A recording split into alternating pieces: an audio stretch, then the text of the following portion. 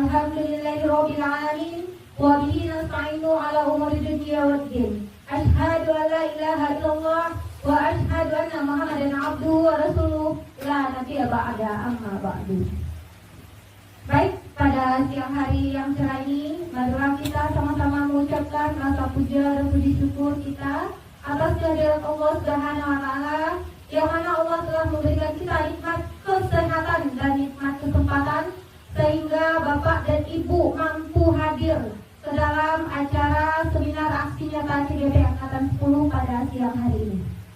Dan seterusnya salawat berangkaian salam tidak bosan-bosannya kita kirimkan ke pucuk pimpinan umat Islam sedunia, yakninya baginda Rasulullah Shallallahu Alaihi Wasallam, yang mana ia telah mampu membawa umatnya dari zaman jahiliyah ke zaman Islamiyah yang seperti dikatakan pada saat sekarang ini.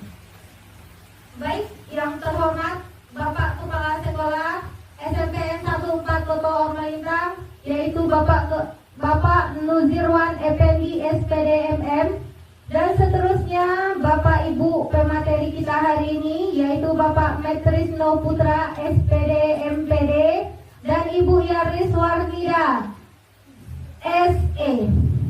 Baik, dan yang kami hormati Bapak dan Ibu guru-guru hebat SMPN 14 Toto Ormalintang yang hadir pada saat sekarang ini. Baik, Bapak dan Ibu, sebelum acara kita mulai, marilah kita buka acara kita dengan pembacaan basmalah dan al-fatihah. Bismillahirrahmanirrahim. Alhamdulillahirabbil alamin, arrahmanirrahim, maliki yaumiddin, iyyaka na'budu wa iyyaka nasta'in, ihdinas siratal mustaqim, siratal ladzina an'amta 'alaihim ghairil maghdubi 'alaihim waladdallin. Amin. Baik, Bapak dan Ibu, bagaimana perasaannya hari ini? Luar biasa. Luar biasa. Baik, sebelum kita mendengarkan materi kita pada hari ini, marilah kita break sejenak, yaitu dengan menggunakan ice breaking. Mohon kepada Bapak dan Ibu untuk berdiri semuanya.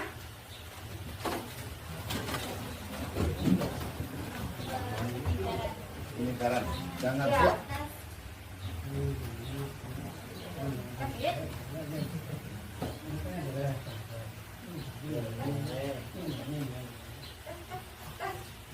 Baik, Bapak Ibu, walaupun materinya mikrofonnya bermasalah, kita lanjut saja ya.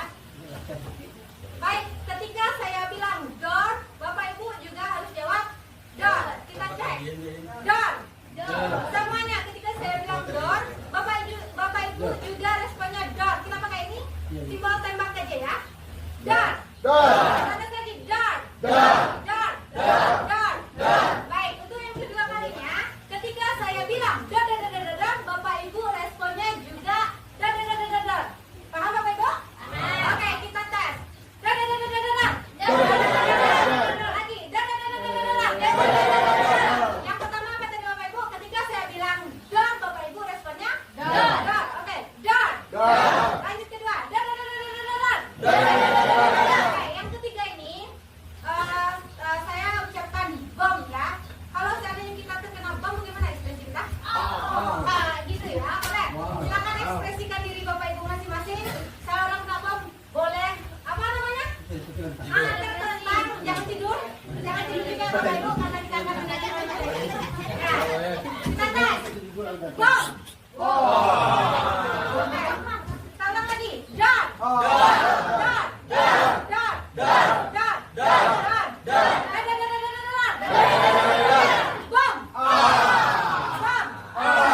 Baik. Berdasarkan dari ice breaking tadi, apa moral value-nya yang bisa Bapak Ibu tangkap di situ? Apa manfaat dari ice breaking yang saya berikan tadi? Konsentrasi. Konsentrasi. Oke, terima kasih Bapak. Ada pendapat lain Bapak Ibu? Fokus. Tanggung jawab. Ya, boleh di situ adanya tanggung jawab. Ada tahap 1 door, tahap 2-nya ada door, responnya juga sama. Yang ketiga ketika dibilang bom, Bapak Ibu langsung menyerah diri. Jadi kita ambil dari ada tingkatan 3 tanggung jawab di situ ya. Ada yang pertama, kedua, dan ketiga tadi. Yang kita ambil dulu dari yang ketiganya. Ketika pemateri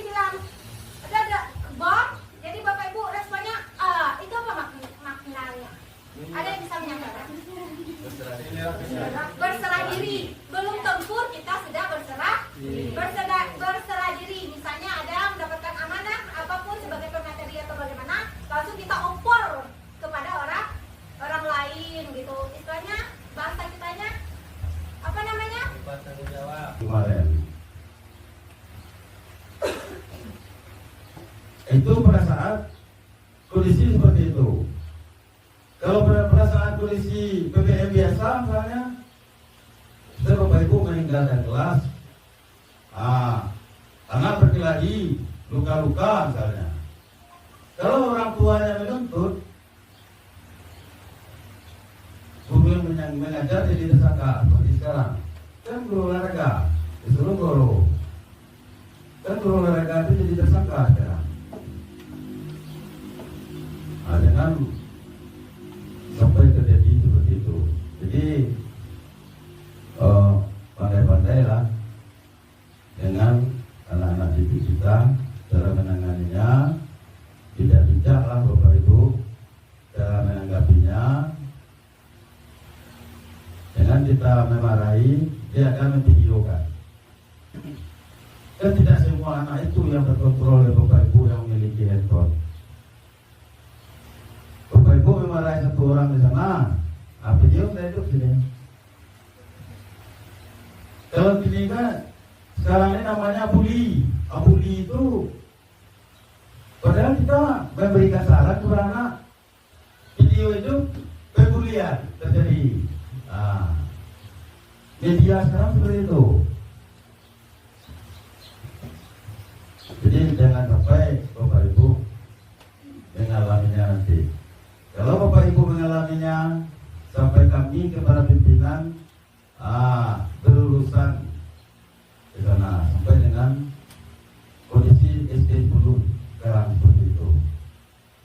Sampai kepala sekolah itu masih berurusan sekarang ya. Polres Pariaman. Bahkan guru olahraga itu sudah dinyatakan sebagai tersangka. Padahal dia tidak berbuat. Kewakilan lain cuma itu saja. Tanpa pengawasan. Mau Bapak Ibu suruh kemana, nah ini harus di bawah pengawasan kita. Mau disuruh guru, kita mengawasi di sana. Mau disuruh salat, misalnya kita harus ada mengawasi di sana.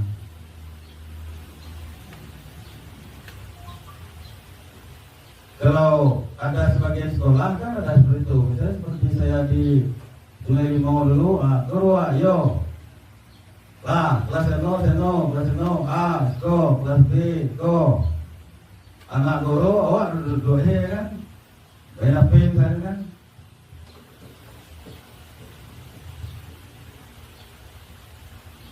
Syukur-syukur kalau kegiatannya lancar. Kalau ada terkendala, bagus ikuti jawab. Itu contoh nyata seperti itu. Kami PGRI juga sudah masuk ke dalamnya sekarang untuk lembaga bantu hukumnya. Tapi karena sudah dimediasi, tapi belum juga terselesaikan. Kami menunggu sekarang. Kalau ada pelaporan lagi dari tersangka ini untuk didampingi di pengadilan dan segala macam, PGRI nanti siap mendampingi. Ya, pendampingan itu kalau hukumannya 5 tahun jadi 3 tahun seperti itu. Kalau hukumannya 1 tahun jadi 5 bulan. Tidak yang bebas. Jadi tidak enak dilihat, tidak enak didengar. Ada Bapak Ibu yang jadi tersangka. Lingkaran tersangka aja sudah menunjukkan profil kita.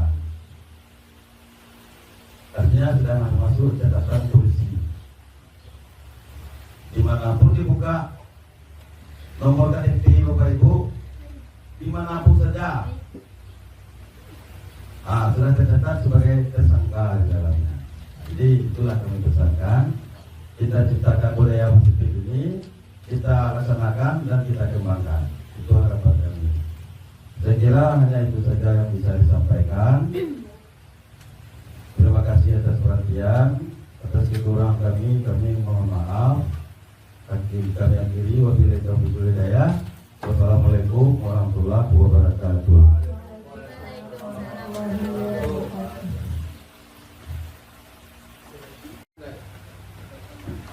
Pak, misal Pak ya. Baik, Bapak Ibu, kita lanjutkan materi kita pada hari ini, yaitu yang akan disampaikan oleh CGP Angkatan 10, yang akan disampaikan oleh Bapak Metrisno Putra MPD, yang akan menyampaikan materi aksi nyata yang bertemakan tentang penyebaran pemahaman dan penerapan pengalaman budaya positif. Kepada Bapak, waktu dan tempat kami persilakan dengan segala hormat.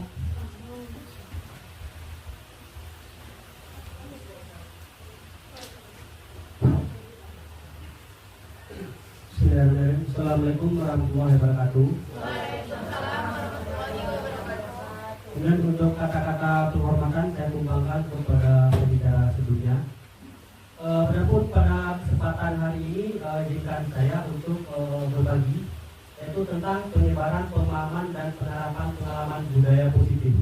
Jadi budaya positif ini berasal dari kebiasaan-kebiasaan yang telah kita laksanakan sebelumnya. Kebiasaan itulah nanti yang akan kita pertegas lagi, baru dia akan menjadi sebuah budaya yang positif. Next. Kemudian ada tujuan pendidikan itu menurut Ki-Hajar Dewantara. Bahwasanya tujuan pendidikan itu adalah menuntut segala kodrat yang ada pada anak-anak agar mereka dapat mencapai keselamatan dan kebahagiaan yang setinggi-tingginya, baik sebagai manusia maupun sebagai anggota masyarakat. Nah, di sini kata kuncinya itu adalah pada menuntun kodrat. Jadi kodrat anak itu ada dua. Pertama itu ada kodrat alam dan ada kodrat zaman. Kodrat alam di sini maksudnya apa? Pembelajaran yang kita berikan kepada anak yang berada di kota itu pasti berbeda dengan anak yang berada di pedesaan. Itu namanya adalah kodrat alam. Sementara untuk kodrat zaman, kita yang berada di kota sudah melek teknologi, sudah paham dengan segala macam teknologi. Ketika kita ajarkan kepada anak yang berada di perkampungan yang tidak paham dengan teknologi, apakah sama? Tidak. Nah, itulah yang harus kita perhatikan, bagaimana kodrat alam anak tersebut dan bagaimana juga dengan kodrat zaman anak tersebut. Next.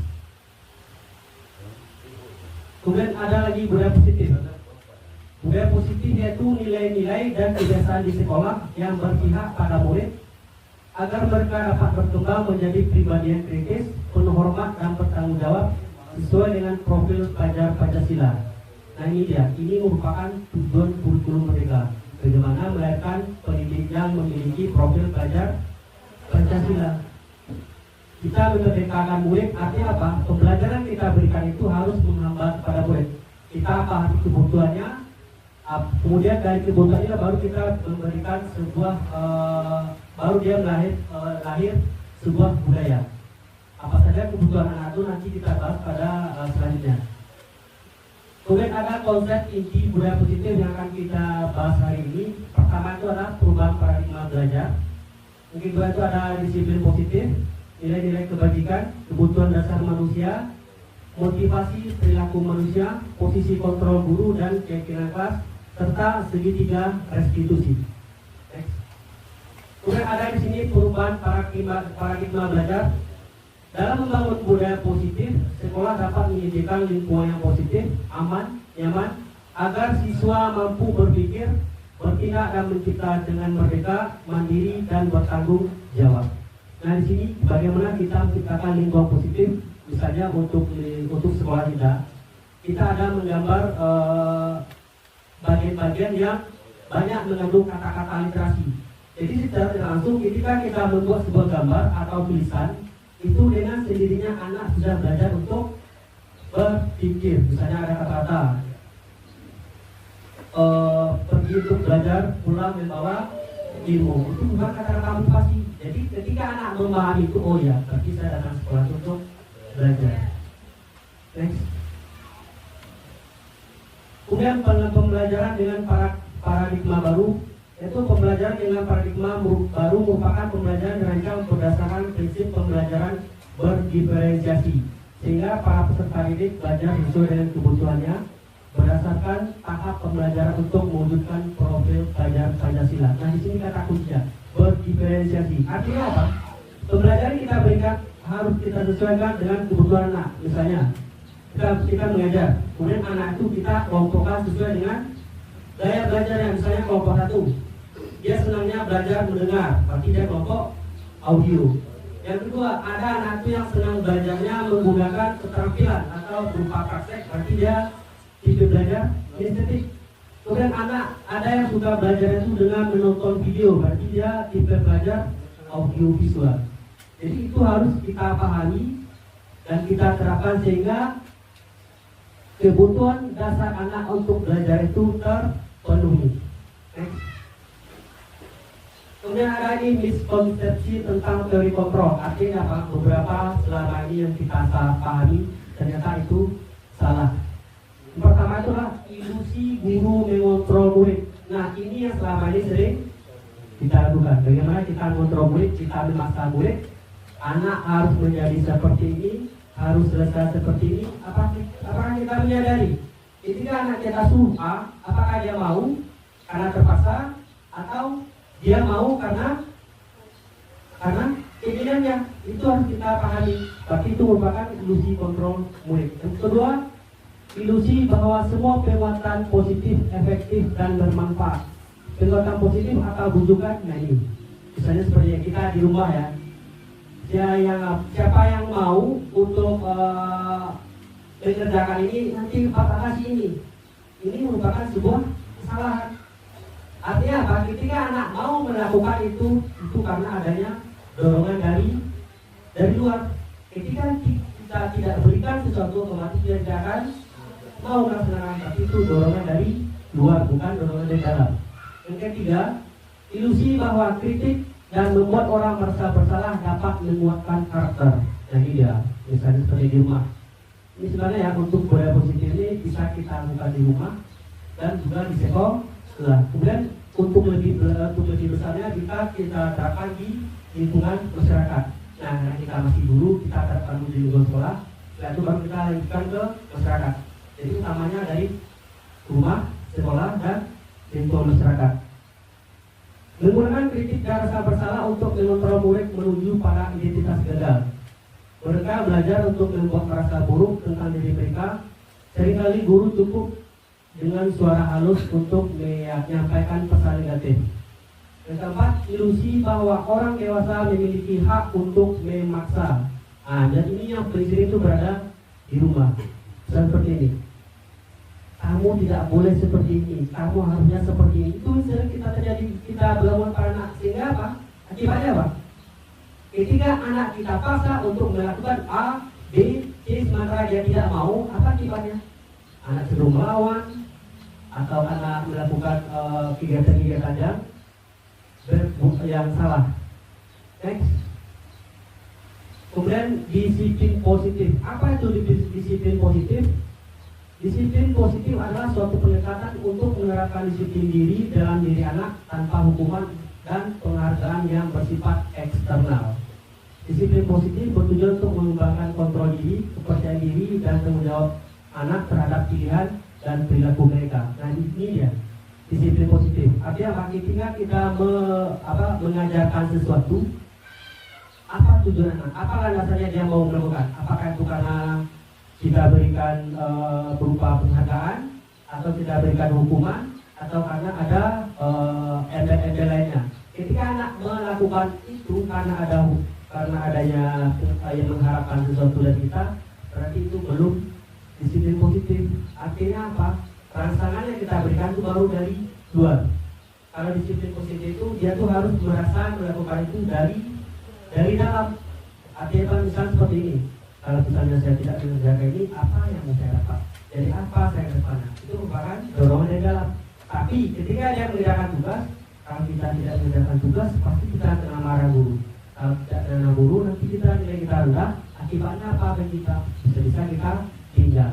Berarti anak melakukannya karena dorongan dari luar, bukan dorongan dari dalam. Jadi untuk membiasakannya harus berasal dari dorongan dalam. Next. Kemudian nilai-nilai kebajikan. Nilai-nilai kebajikan itu adalah sifat-sifat positif manusia yang merupakan tujuan mulia yang ingin dicapai setiap individu. William Glasser menyatakan bahwa setiap perbuatan yang memiliki satu tujuan, dan selanjutnya menurut Dana Gosen mengemukakan bahwa dengan mengkaitkan nilai-nilai kebajikan yang diyakini seseorang, maka motivasi intrinsiknya akan terbangun sehingga menggerakkan motivasi dari dalam untuk mencapai tujuan mulia yang diinginkan. Setiap organisasi pendidikan sudah memiliki nilai-nilai kebajikan yang disepakati bersama. Nah, ini merupakan contoh kebajikan. Misalnya seperti kita kan di sekolah ada yang namanya visi misi. Jadi visi misi itu merupakan tujuan yang akan kita capai.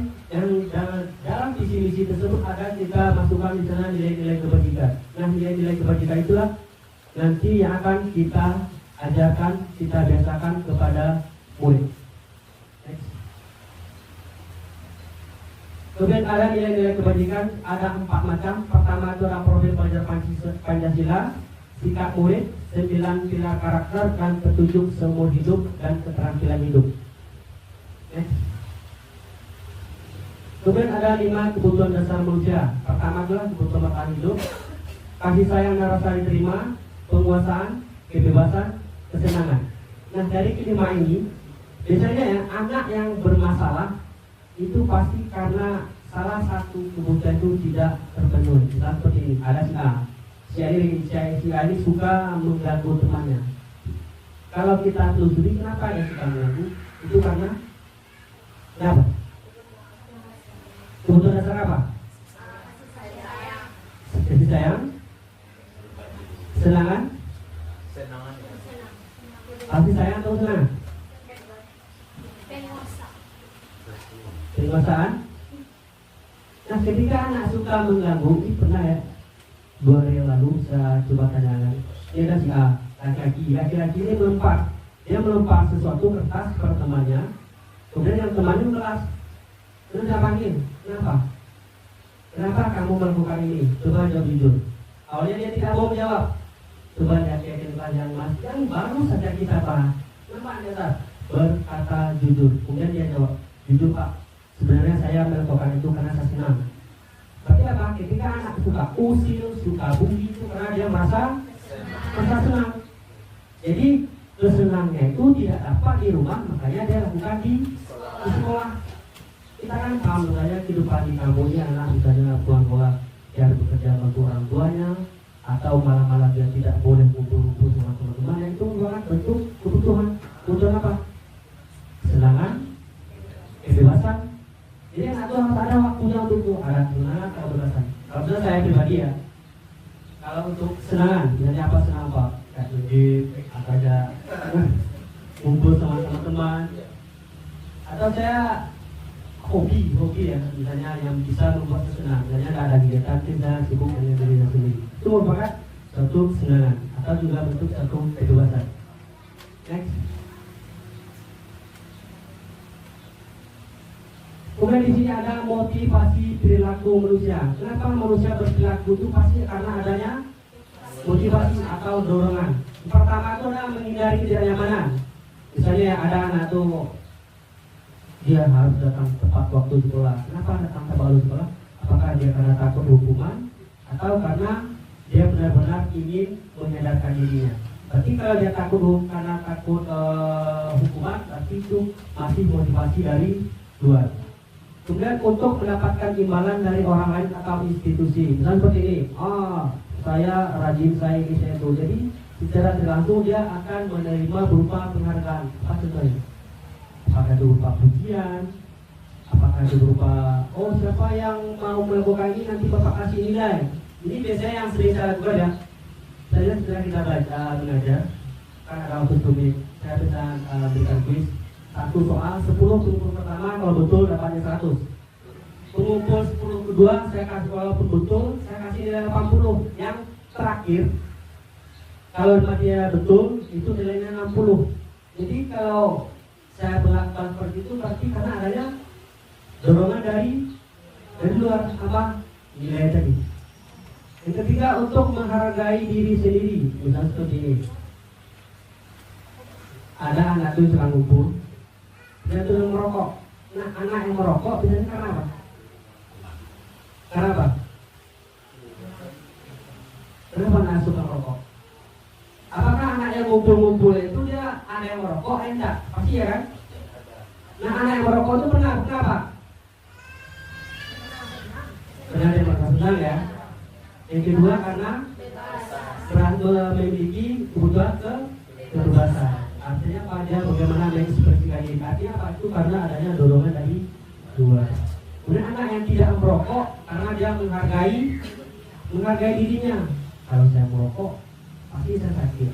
Saya nanti mau cita-cita menjadi angkatan, otomatis harus menjaga kesehatan. Pasti dia menghargai dirinya. Itu merupakan motivasi yang berasal dari dalam. Next.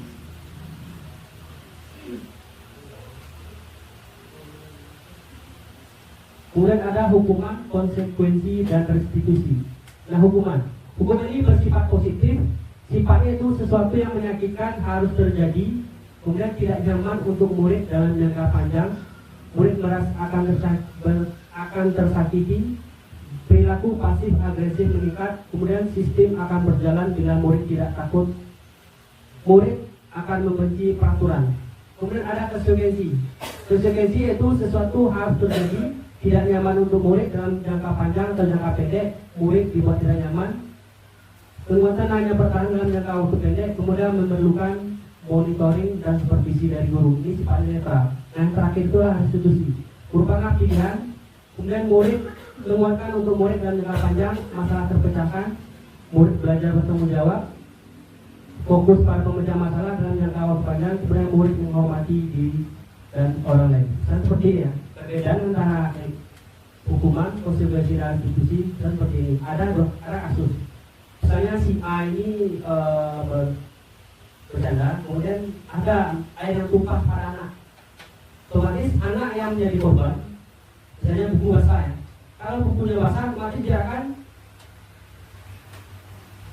akan terjadi perselisihan. Nah, ketika dua kasus ini terjadi, apabila kita selesaikan, dan seperti ini. Kenapa? Misalnya si A korban, si B pelaku. Kan kita panggil dia dong. Apa yang terjadi? Pak, buku saya basah, kata si A. Kemudian si B, kenapa? Karena si B ini. Kemudian kalau untuk kalau kita memberikan hukuman, otomatis kita langsung marah. Gara-gara kamu ini. Berarti kita marah ya. Berarti kita sama dengan memberikan hukuman. Nah, ketika kita memberi konsekuensi, artinya apa? Si A ini kan sebagai korban. Nah, konsekuensi yang kita berikan apa? Berarti si B ini harus mengganti buku yang basah tersebut. Nah, itu merupakan pilihan dari sebuah restitusi. Kita laksanakan restitusi. Jadi penjelasannya ada dua. Kita laksanakan restitusi. Penjelasannya bisa berupa konsekuensi atau bisa berupa hukuman. Nah, hukuman atau konsekuensi ini tergantung pada kasus yang akan kita selesaikan. Biasanya kalau yang sering terjadi di sini ya, misalnya anak ini bangku patah, ini kan biasa ya, bangku patah. Ketika anak ada melapor bangku patah, apa yang biasa kita lakukan? Apa yang biasa kita lakukan? Pasti kita berbicara kasar tak? Sama dengan ini, ya tak? Ya, berarti kita kan langsung memberikan hukuman tanpa kita tanya dulu apa penyebabnya. Apakah ini patah dulu karena dia, atau usia karena faktor usia, atau bangku itu patah dulu. Tapi kita kan cenderung tanpa kita telusuri dulu, kita langsung memberikan hukuman. Kita langsung menghakimi sama dengan ini. Ya tak? Ya. Ya itu ya. Malah ada juga kasus kemarin ya, yang bangkunya patah, dia lapor, Pak, bangkunya patah. Kamu ini, bla bla bla bla. Macam ada dunia. Kemudian balik lagi, Bu, kata bapak ini. Coba tanya sama bapak itu. Dia pergi lagi naik tuh. Dia ngomongnya patah. Dia bagi sama bapaknya, Pak, bangkunya patah. Kalau di sini biar bapak perbaiki. dia tanya sama dia, oh nggak bisa berbagi ini, dia balik lagi anak, bu kata bapak itu tidak bisa berbagi, jadi ada anak temannya, oh bisa seperti ini, itu kita cari paku, jadi dia inisiatif untuk memperbaginya, itu merupakan cara untuk mencari solusi. Kita memberikan solusi tanpa harus menyakiti atau menghakimi. Jadi seperti yang saya sampaikan tadi, ketika kita melaksanakan restitusi, pilihannya cuma dua, apa kita menghukum atau memberikan konsekuensi. Tapi kita lihat dulu. Jadi setiap ada masalah kita jangan langsung menghukum, kita tanya dulu, kita carikan solusinya. Apabila kita sudah melakukan seperti itu, berarti kita sudah masuk pada posisi kontrol seorang manajer. Ya, next. Ini dia. Kemudian 5 posisi kontrol guru. Pertama itu adalah penghukum, pembalas bersalah, teman, pemantau, dan manajer. Nah, dari kelima posisi ini akan berlaku ketika terjadi sebuah masalah. Jadi ketika ada masalah, kita harus memilih posisi kontrol mana yang harus kita pilih. Misalnya pada kasus anak tadi, misalnya si A sama si B bertengkar, kemudian ada masalah hukumnya, apakah perlu tidak kita berposisi sebagai manajer? Perlu tidak? Boleh tidak? Boleh. Boleh tidak? Nah, anak yang korban tadi gimana? Dia kan bukunya basah. Apakah bisa dia terima kerugiannya? Tidak. Jadi untuk menempatkan posisi kontrol guru itu tergantung bagaimana keadaan atau bagaimana kasus atau masalah yang terjadi. Ya. Ya, kalau kasus anak yang ini tadi yang bertengkar kemudian basah bukunya, kita harus bagaimana? Bagaimana? Posisi kontrolnya. Manajer, kita manajer, kemudian untuk restitusi kita apa pilih? Sebagai yang tidak ya, yang untuk posisi kontrol guru ini kita akan pilih sebagai manajer. Kemudian untuk yang sebelumnya kan ada tadi restitusi, hukuman, dan konsekuensi. Jadi ketika kita posisi kontrol kita sebagai manajer, ini kan posisi kontrol. Setelah posisi kontrolnya akan ada apa kita berikan konsekuensi atau kita memberikan hukuman. Itu dia. Ya. Ya, kita tahu dulu apa masalahnya. Kemudian kita bahas satu-satu penghukum. Di sini menggunakan hukuman fisik atau verbal. Itu saya ya. Ini kebiasaan saya tuh. Saya kan yang tadi kan ada materi kelas. Sebelum saya mulai belajar, biasanya saya ada kesepakatan. Pertama ada biasanya ada 6 poin. Pertama itu ya masalah pakaian dulu. Kalau ada anak yang baju keluar, kemudian ada di sana angka 17, berarti itu saya pelakunya. Kenapa 17? Itu nomor urut absen. Berarti setiap anak yang ada bajunya keluar, pasti saya suruh. Bukan saya ya, tapi anak. Kenapa anak mau? Karena sudah kita sepakati dulu. Pertama, anak yang keluar akan diberi angka 17. Kenapa 17 Pak? Oh, itu nomor absen Bapak. Yang kedua, buku yang panjang pasti sering ya. Yang ketiga, kalau ada anak rambut panjang, kalau ada anak yang disuruh pinjam gunting ke TU, ada nggak? Biasanya sama kolej ini tuh, cari gunting sama kolej, kemudian dia memotong di rambut sendiri. Saya kasih dua pilihan, bapak yang motong atau kamu motong. Kalau bapak yang motong, modelnya cuma satu, potong habis. Kalau kamu yang motong, silakan kamu potong. Jadi apa? Kita untuk menghindari hal-hal yang tidak perlu yang tidak kita inginkan. Misalnya seperti ini, kan sekarang tidak boleh lagi guru untuk memotong rambut anak. Katanya apa? HAM. Ya tak? Karena anak itu memiliki kebebasan. Itu dia. Jadi dari kebutuhan dasar itu nanti lahir yang HAM tadi. Jadi kita tidak boleh dengan apa-apa anak, kalau ada anak rambut panjang tidak boleh kita potong, kita tidak boleh lagi main tangan atau segala macam. Kemudian ada lagi pembuat rasa bersalah. Ini kata-katanya lembut. Oh, kalau yang pembuat rasa bersalah kita menggunakan bahasa lembut. Kalau seperti ini kecewa bapak sama kamu. Kan sudah bapak bilang kata kamu tidak boleh seperti itu. Katanya kamu masih melakukan ini, bapak kecewa. Bapak tidak mau lagi urusan sama Bapak kalau gitu bicara sama kamu itu artinya apa? Kita memberikan rasa bersalah. Bahasanya lembut, tapi akan tersampai ke hati anak. Ya. Kalau menghukum kan bahasanya kasar, refleks nak. Itu kalau berbahasa bersalah bahasanya halus. Teman-teman, berupa hubungan baik yang terjalin dengan murid bersifat positif seperti ini. Di desa saya sejak kan saya kan 10 tahun hidup. Kalau untuk lingkungan di sana itu tidak ada isinya, tidak ada jaringan telepon, yang ada cuma jaringan, yang ada cuma listrik. Jadi hari-hari saya bisa berteman sama anak. Jadi ketika kita dekat sama anak, apa yang kita suruh, apa yang kita minta, bisa dengan cepat.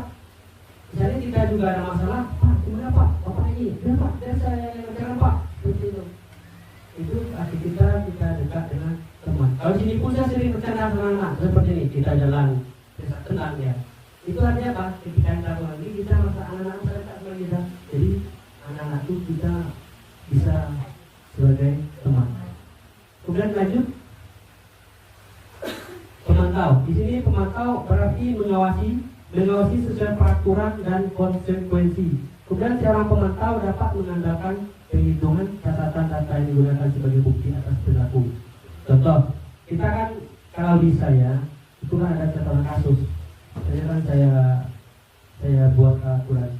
Setiap anak yang sudah masuk daftar kasus 4 kali, berarti nanti masalahnya akan saya laporkan kepada wali kelas. Kalau juga tidak ada perubahan, lanjut ke wakil, dari wakil ke kepala sekolah, terakhir baru surat keluar. Ya.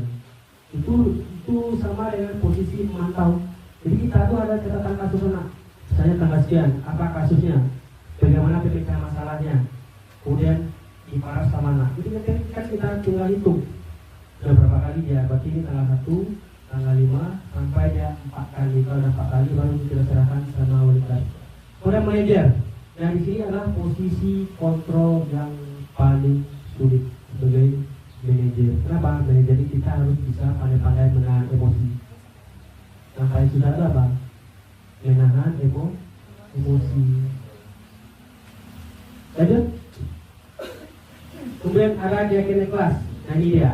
Keyakinan kelas itu peraturan yang berasal dari luar diri individu, sedangkan keyakinan mengacu dari diri dalam individu tersebut. Nilai-nilai apa yang diyakini yang dibuat dan disepakati bersama. Ini dia adalah perbedaan.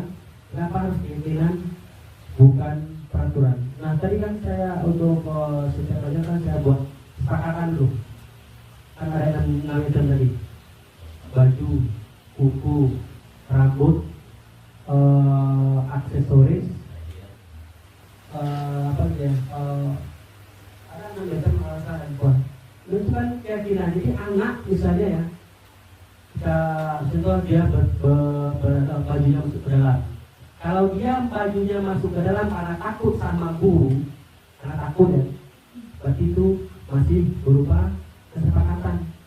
Tapi kalau kesepakatan itu sudah berubah menjadi sebuah keyakinan, tanpa disuruh, anak pasti akan melaksanakan. Jadi kalau kesepakatan itu hanya berupa kebiasaan.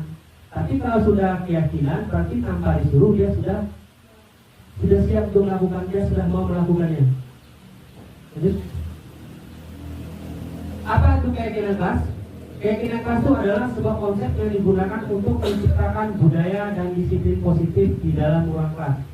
Keyakinan kelas adalah nilai-nilai kebajikan universal yang disepakati bersama oleh guru dan siswa tanpa adanya paksaan. Ini dia, tanpa adanya paksaan. Misalnya kan ada nada yang biasanya pas belajar bajunya ke dalam, pas keluar, pas istirahat bajunya keluar lagi. Tapi kalau dia masuknya baju ke dalam karena kesadaran, berarti itu karena sudah menjadi sebuah keyakinan. Kemudian diyakini bersama sebagai landasan untuk belajar dan berinteraksi. Kemudian keyakinan kelas senantiasa dalam bentuk positif, tidak terlalu banyak dan ditinjau dari waktu ke waktu. Misalnya seperti ini. Yakin tidak anak-anak itu sayang sama kita? Yakin? Percaya tidak? Percaya. Harus itu keyakinan namanya. Jadi keyakinan itu merupakan sesuatu yang berasal dari dalam. Ya.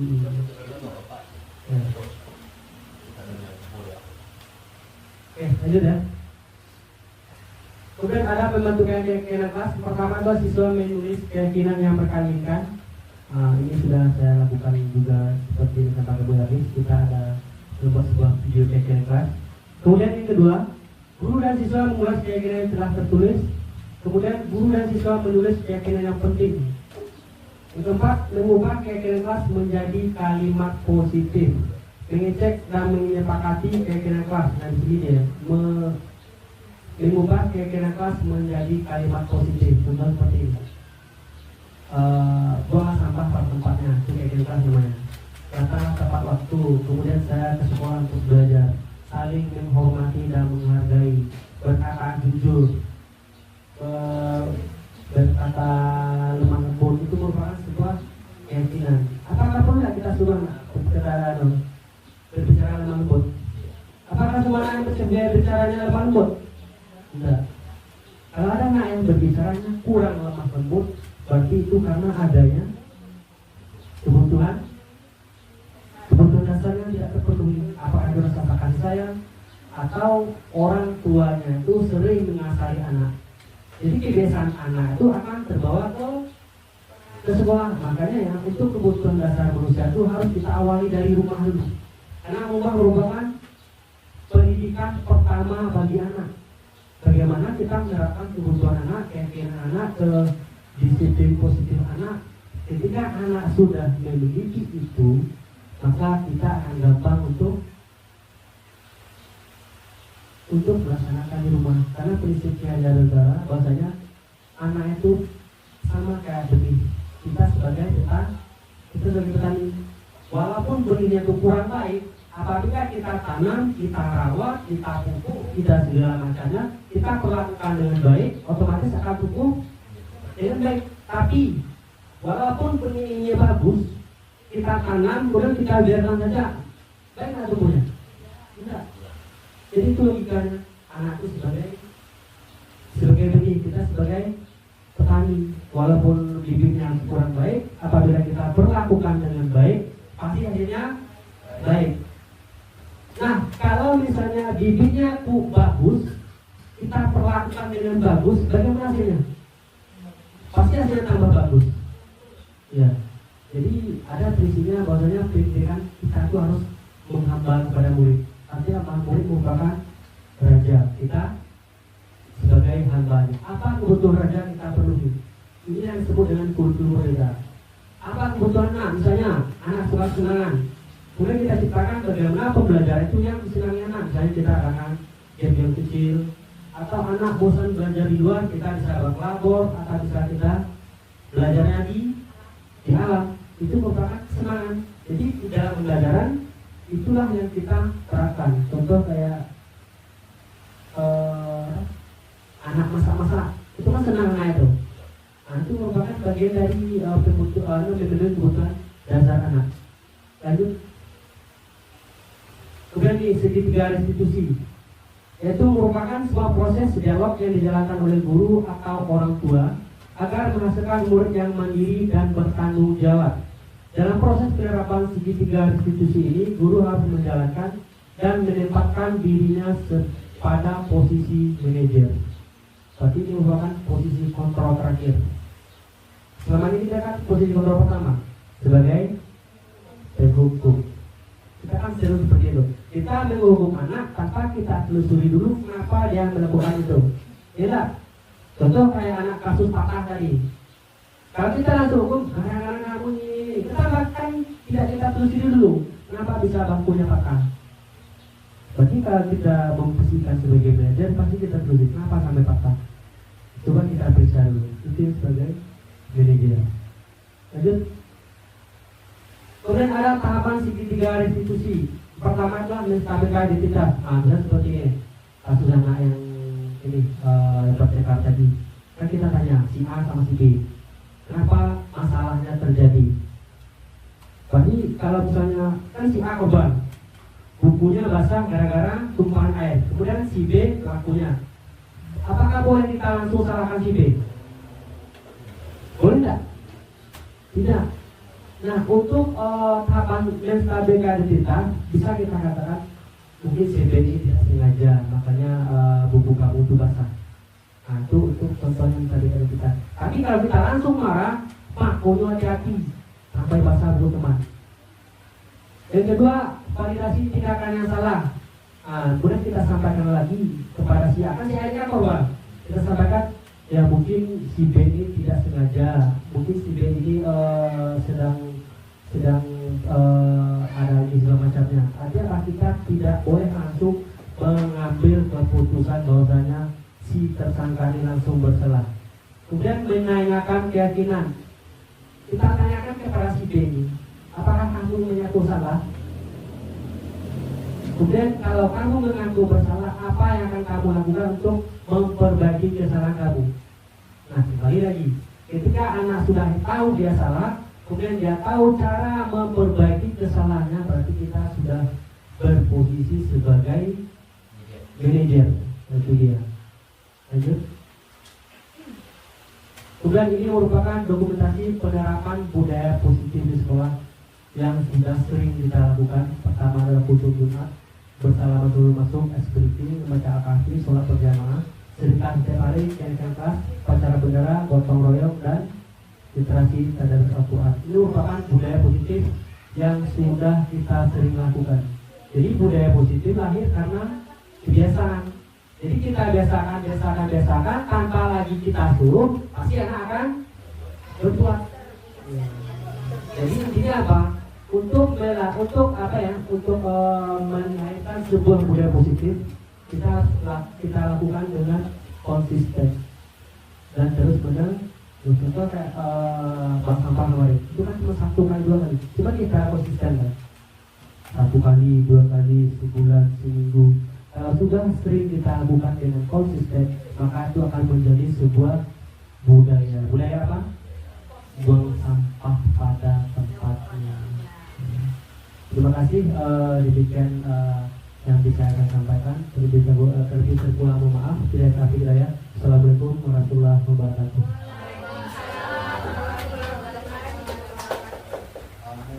Saya kembalikan kepada. Alhamdulillahirrahmanirrahim. Telah selesai materi kita pada hari ini. Telah selesai seminar kita pada hari ini yang telah disampaikan oleh CGP Angkatan 10 tentang aksi nyata yang bertemakan penyebaran pemahaman dan penerapan pengalaman budaya positif. Masya Allah sekali ya pematerinya Bapak Ibu. Semoga materi yang kita dapatkan hari ini bisa kita terapkan hendaknya di dalam proses pembelajaran kita selanjutnya. Baik, di sini saya sebagai moderator akan menutup acara kita. Terlebih dahulu saya mohon maaf jika seandainya tadi ada kesalahan yang telah terucapkan, baik itu dalam menyebutkan nama maupun gelar Bapak Ibu. Akhir kata, wassalamualaikum warahmatullahi wabarakatuh. Waalaikumsalam warahmatullahi wabarakatuh.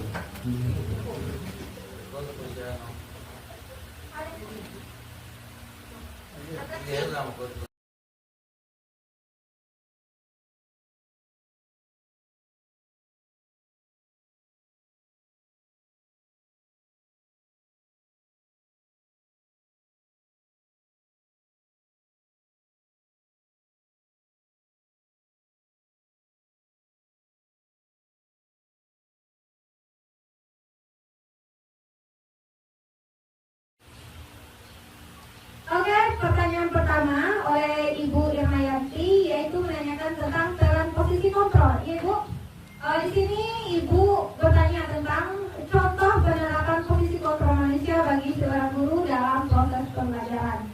Baik, kita minta kepada Bapak pemateri untuk memberikan jawabannya.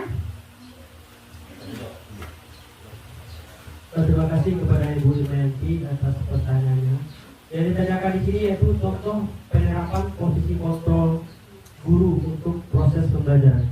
Seperti kita ketahui bahwasanya ada 5 posisi kontrol di sini. Pertama adalah sebagai penghukum, pemantau, sebagai teman,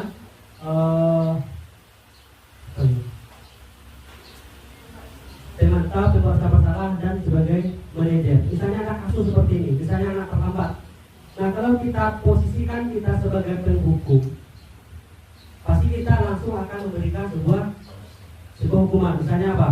Anak terlambat langsung kita suruh di sampah atau cabur rumput, itu sebagai penghukum.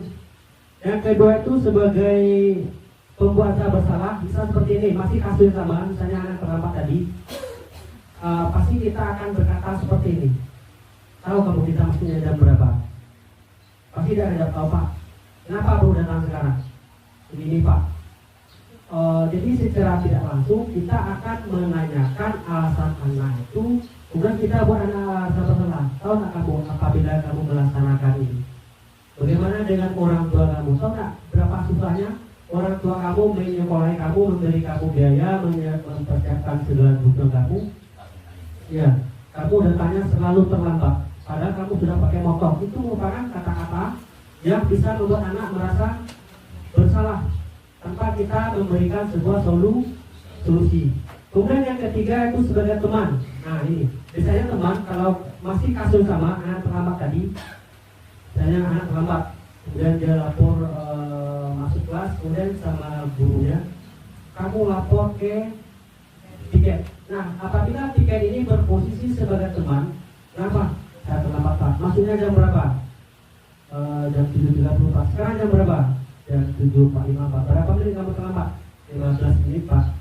Dan sekarang kamu masuk dulu, nanti Bapak berbicara sama guru yang mengajar jalan. Bilang saja apa saja masalahnya sudah selesai. Tapi itu kita memposisikan sebagai teman. Artinya apa? Kita sebagai teman, kita berteman dengan anak, kemudian anak punya masalah, kita bantu menyelesaikannya.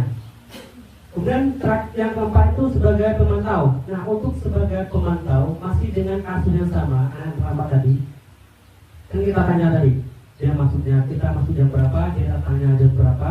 Kemudian kita tanyakan sudah berapa kali kamu punya masalah. Kan kemarin sudah Bapak bilang kamu berjanji tidak akan terlambat lagi. Sekarang kamu terlambat lagi, kemarin juga terlambat lagi. Coba Bapak lihat dalam catatan, ini ada 4 kali kamu terlambat. Berarti apa? Kita memfungsikan kita sebagai teman tahu dengan kita mencatat segala aktivitasnya. Kita tahu terus berapa dia datang. Itu posisi sebagai teman tahu. Kemudian terakhir, kalau sebagai manajer, kasus yang sama, misalnya terlambat lagi. Kalau kita memposisikan sebagai manajer, pasti akan kita tanya seperti ini. Kenapa terlambat? Motor saya mogok Pak. Kenapa pakai motor? Orang tua tidak bisa ngantar saya Pak. Kenapa? Mana orang tua kamu? Orang tua saya begini Pak. Dengan posisikan sebagai manajer pasti akan telusuri. Kita akan menelusuri kenapa anak bisa melakukan anak terlambat tersebut. Nah kemudian ketika dia sudah tahu alasannya dia terlambat, pertama tadi katanya motornya mogok, kemudian tidak ada orang tua yang mengantarkan. Untuk berposisi sebagai manajer pasti kita tawarkan. Sekarang kamu tahu, kamu terlambat, kemudian kamu motornya mogok, kemudian kamu tidak diantar orang tua. Dari permasalahan yang kamu hadapi, kira-kira apa yang bisa kamu lakukan supaya kamu tidak terlambat lagi? Pasti kita akan ajukan pertanyaan seperti itu. Nah, ketika kita ajukan pertanyaan seperti itu, pasti akan menjawab, ya Pak, mungkin besok saya akan bangun lebih awal, atau saya minta antar sama orang tua biar saya tidak terlambat lagi, karena saya tidak tahu bagaimana kondisi motor. Nah, itu pasti dengan kita memposisikan sebagai manajer, otomatis kita telusuri alasan anak terlambat. Kemudian kita tanyakan penyebabnya, kemudian kita lempar lagi kepada dia apa solusi yang mau dia berikan. Kira seperti itu saya berikan kepada saudara. Baik, terima kasih Bapak Ramadhani. Apakah puas jawaban dari Bapak Ramadhani, Ibu? Oke, cukup puas. Kita lanjut ke pertanyaan kedua, yaitu pertanyaan dari Ibu Reni tentang pembelajaran berpihak pada anak. Nah, apakah metode ini bisa efektif kita terapkan pada anak? Nah, kita minta kepada Bapak Ramadhani untuk menjawab pertanyaannya. Terima kasih kepada Ibu Reni atas pertanyaannya.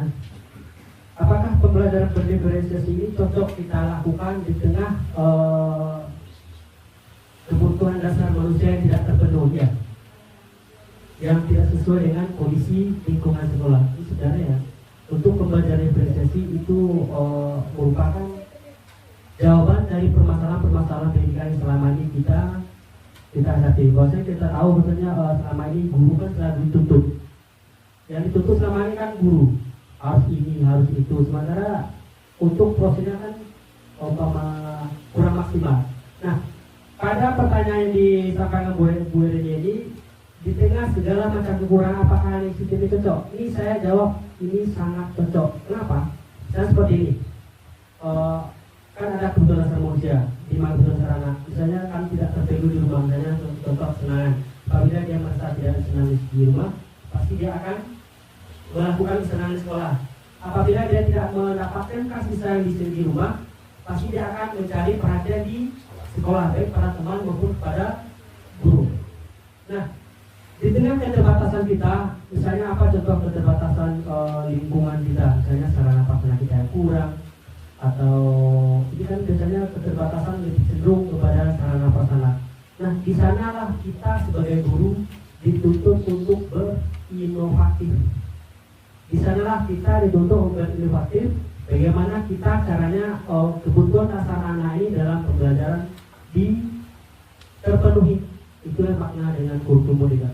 Anak merdeka untuk belajar, guru dituntut untuk memerdekakan anak di tengah keterbatasan. Di sanalah kita menuntut sebuah inovasi dan sebuah kreativitas. Jadi kita tidak dibatasi, kita merdeka untuk menentukan apa yang mau kita berikan kepada anak, apa yang terbaik untuk anak. Di sanalah peran guru yang sebenarnya. Itulah yang disampaikan kepala tadi, kita sebagai agen perubahan. Terima kasih. Kita berikan kepada saudara Tom.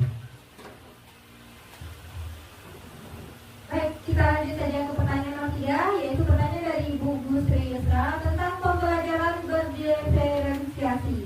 Nah, di sini Ibu menanyakan tentang bagaimanakah cara menentukan bakat atau kesenangan anak dalam proses pendiferensiasian tersebut.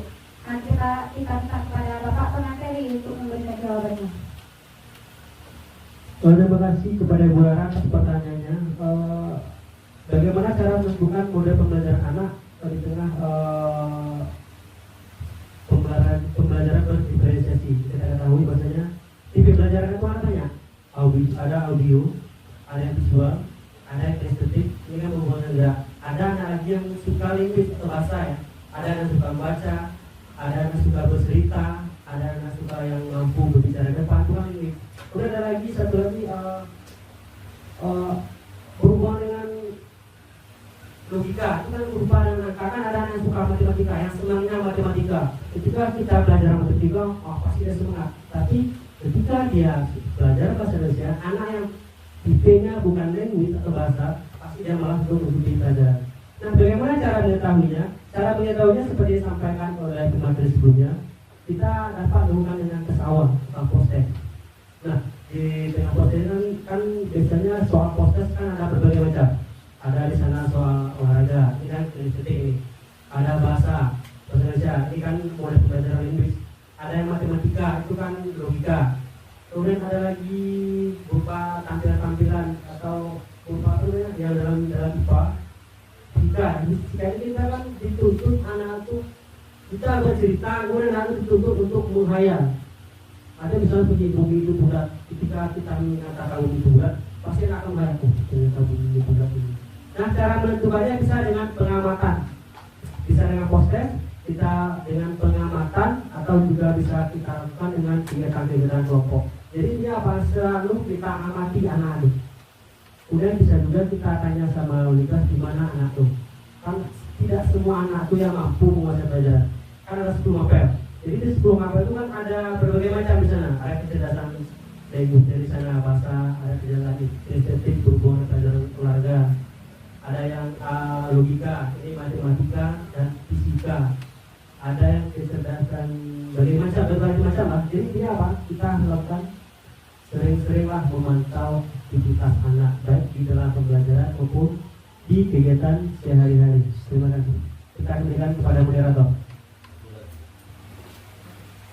Baik, satu lagi pertanyaan dari Bapak Adri, pertanyaan terakhir ini ya, tentang motivasi perilaku manusia.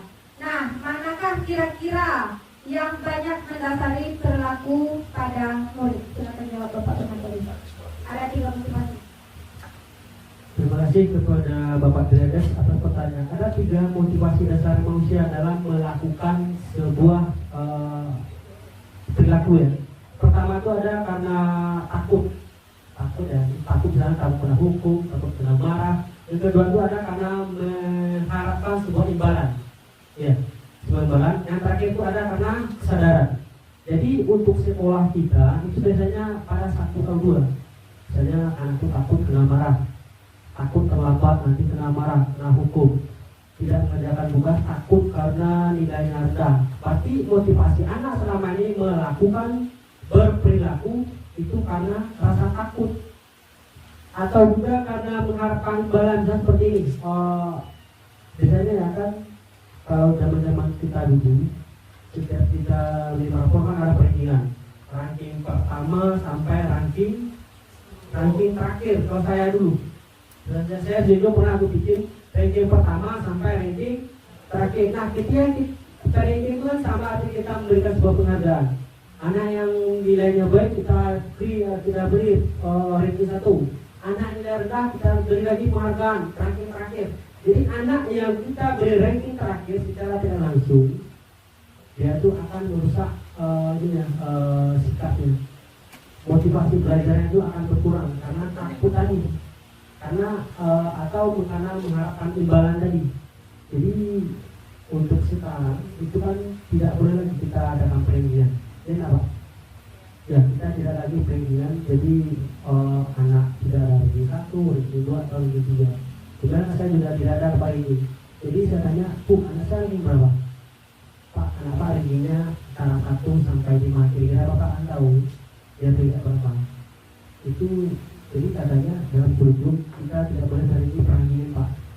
Jadi kita panggil, kita kasih tahu bahwasanya anaknya nilainya antara ranking 1 sampai ranking berapa? Ranking 5. Kira Bapak katanya sendiri gimana dengan saya anak dulu? Tidak seperti itu. Jadi tidak motivasi anak berperilaku itu karena ada rasa takut atau karena mengharapkan sebuah imbalan. Ya kira-kira seperti itu. Terima kasih, saya kembalikan kepada moderator.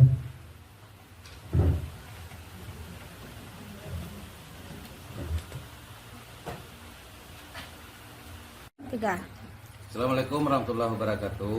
Perkenalkan saya Nuzirwan Effendi, SPDMM, Kepala SMPN 1 Kotor Malintang.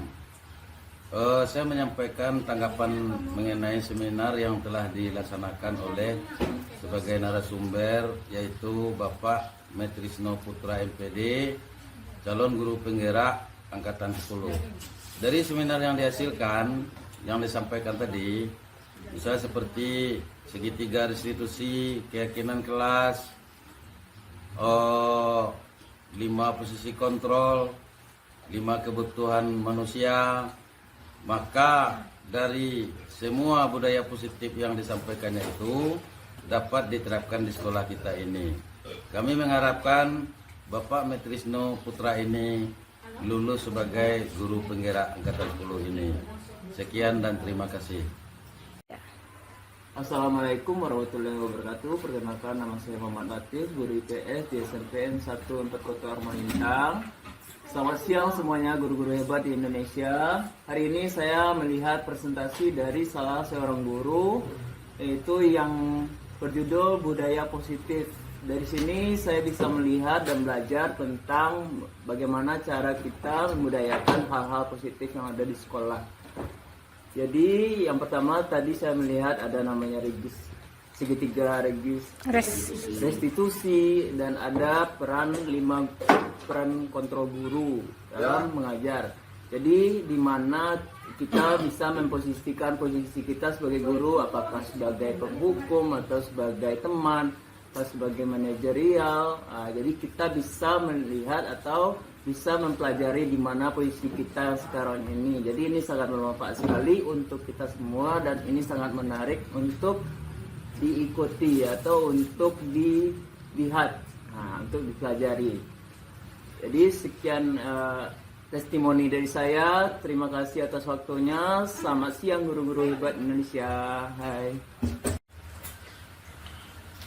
Kenalkan, saya Reni Yeni, berasal dari SMP 1 Malintang. Terima kasih kepada Bapak Metrisno SPD MPD yang telah menyampaikan tentang penerapan budaya positif di lingkungan pendidikan. Saya rasa ini sangat berguna bagi saya sebagai seorang pendidik dan semoga dengan seminar ini saya bisa mendapatkan ilmu yang banyak dan berguna untuk murid saya. Terima kasih. Assalamualaikum warahmatullahi wabarakatuh. Baik, perkenalkan nama saya Rosia Ulfia Junita. Saya guru bahasa Inggris di SMP N1 4 Koto Awon Malintang. Dan saya di sini mengajar kelas 8. Baik, di sini kami mendengarkan materi tentang aksi nyata yang bertema tentang disiplin positif yang disampaikan oleh CGP Angkatan 10, yaitu Bapak Metrisno Putra MPD. Di sini terlebih dahulu saya mengucapkan terima kasih kepada Bapak atas materi yang disampaikan hari ini, dan saya sebagai guru sangat termotivasi sekali untuk bergabung ke dalam guru penggerak angkatan selanjutnya, dan semoga Bapak lulus ke dalam tahapan guru penggerak dan saya juga bisa memasuki tes selanjutnya. Dan mudah-mudahan materi disiplin positif ini bisa kita terapkan di dalam lingkungan sekolah, tidak hanya di lingkungan sekolah tapi juga di rumah maupun di masyarakat, agar peserta didik kita mempunyai karakter yang baik dalam lingkungan sehari-hari. Baik, terima kasih dan assalamualaikum warahmatullahi wabarakatuh.